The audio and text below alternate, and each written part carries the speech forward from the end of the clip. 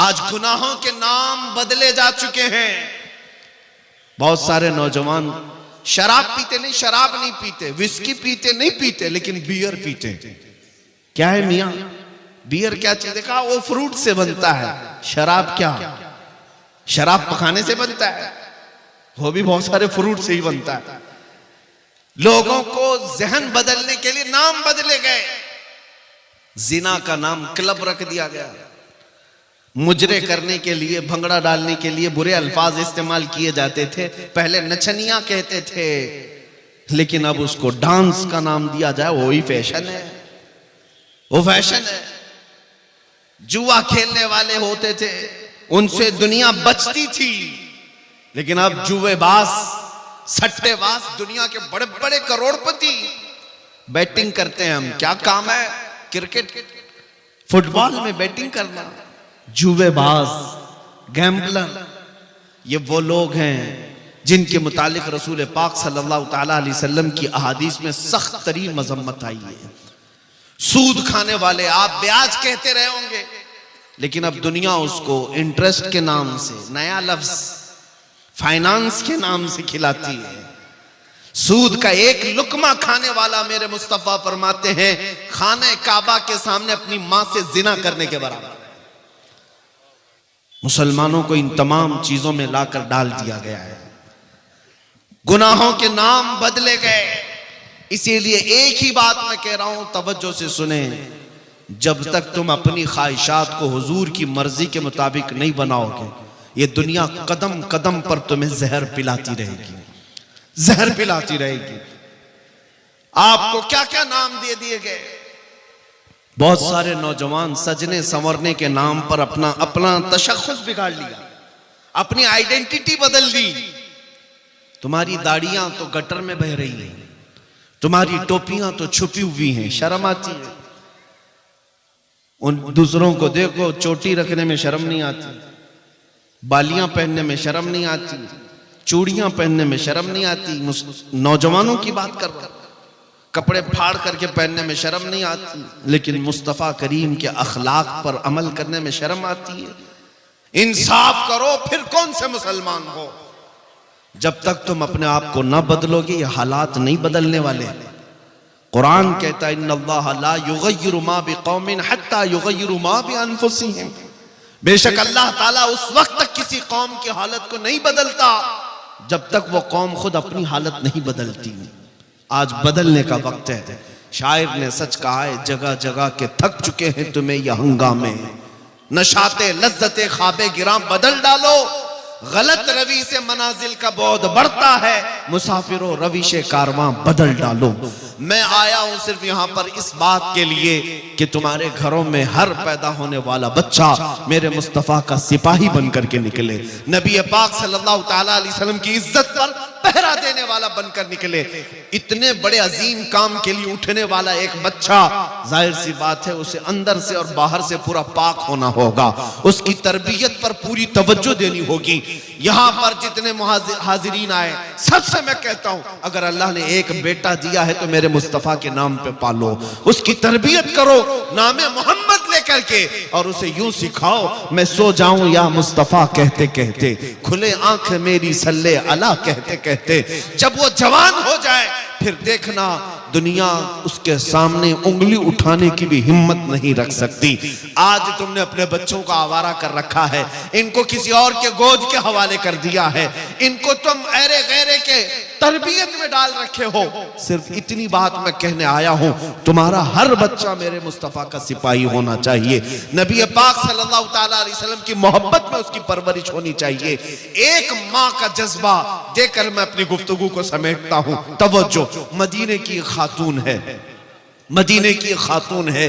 जंगे उहद में एक नौजवान शहीद हो गया, जंग में एक नौजवान शहीद हो गया। लोगों ने आकर के उसकी मां को बताया, तुम्हारा बेटा शहीद हो गया, अकलौता बेटा था। अगर हमारी औरतों का कोई एक जवान बेटा दुनिया से चला जाए, पता नहीं वो आसमान सर पर उठा ले। मातम करने लगे, चेहरा नोचने लगे, बाल खोलने लगे। नहीं, मदीने की खातून थी, हिजाब में निकलती है, सीधे उहद के मैदान में आती है, रसूल पाक सल्लल्लाहु अलैहि वसल्लम का दीदार करती है और पूछती है, या रसूल अल्लाह, क्या मुझे इजाजत है मैं अपने बेटे को देख सकूं, मेरे बेटे की लाश देखूं? नबी पाक सल्लल्लाहु अलैहि वसल्लम ने फरमाया, हाँ तेरा बेटा शहीद हो गया, अल्लाह उसको बुलंद मकाम दे, जा तू देख सकती है। सुनो ए मुसलमानों, वो खातून आई अपने बेटे को ढूंढते हुए, मैदान में पड़ी हुई एक लाश है, जवान बेटे की लाश जब माँ देखे तो कलेजा फट जाना चाहिए, लेकिन कमाल है वो मदीने की खातून, सलाम हो उनकी अजमतों और कुर्बानियों पर, अपने बेटे की लाश के करीब आई, जिस्म से जुब्बा हटाया, जिस्म से जुब्बा हटाया और पलटा, पीठ पर हाथ फेरती रही, सीने पर हाथ फेरती रही, फिर जुब्बा सीधा किया, मुस्कुराई और सजदे में गिर गई, सजदे में गिर गई, शुक्र अदा करने लगी। सहाबा वहां खड़े थे, उन्होंने पूछा, है खातून आप ये क्या कर रही हैं?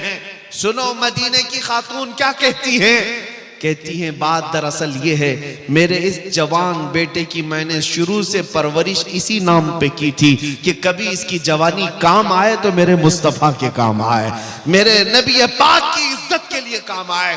फिर जब ओहद की लड़ाई का ऐलान हुआ, मैंने अपने बेटे को सजा सवार करके अपने घर से रुखसत किया था। जब मेरा बेटा कल घर से मुझसे रुखसती ले रहा था, मैंने उसको नसीहत के तौर पर एक लफ्ज कहा था, बेटा अगर जंग में सख्तियां आ गई, अगर दुश्मनों की तरफ से बहुत ज्यादा वार होने लगे, तुझे मैं कसम देती हूं नबी पाक को छोड़कर भागना मत मैदान से, कभी पीठ पीछा करके भागना मत, और अगर तू मैदान से भागते हुए मारा गया, भागते हुए मारा गया, मां कहती है मैं अपना दूध माफ नहीं करूंगी, मैं अपना दूध माफ नहीं करूंगी। बच्चों की तरबियत इस नाम पर मदीने की खवातीन करती थी, मैं अपना दूध नहीं माफ करूंगी। ये खातून कहती है मुझे फिर जब पता चला मेरा बेटा शहीद हो गया, मैं दौड़ती हुई आई देखने के लिए, और मैंने इसका जुब्बा उठाकर जो पीठ पर देखा, यही देखा कि कहीं ये भागते हुए पीठ पीछे से तो नहीं मारा गया, काफिर होने से पीछे से वार करके तो नहीं मारा, ये भागता हुआ तो नहीं मारा गया। मैंने देखा मेरे बेटे की पीठ पर एक भी तीर का निशान नहीं है, जितने निशान है सब इसने सीने पर लिया है।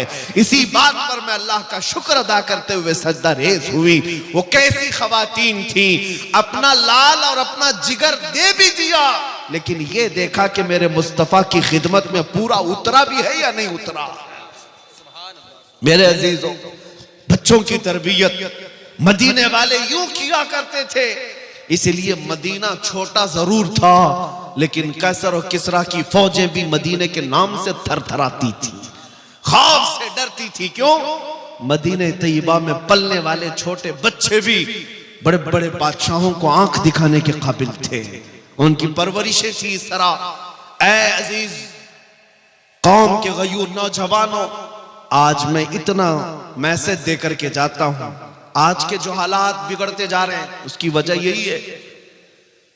जाहिर सी बात है, जब तुम सोने लग जाओगे तो कुत्ते राज करना शुरू कर देंगे, तुम्हारा चलना फिरना जारी रहेगा तो कुत्ते अपनी अपनी जगहों पर जाएंगे।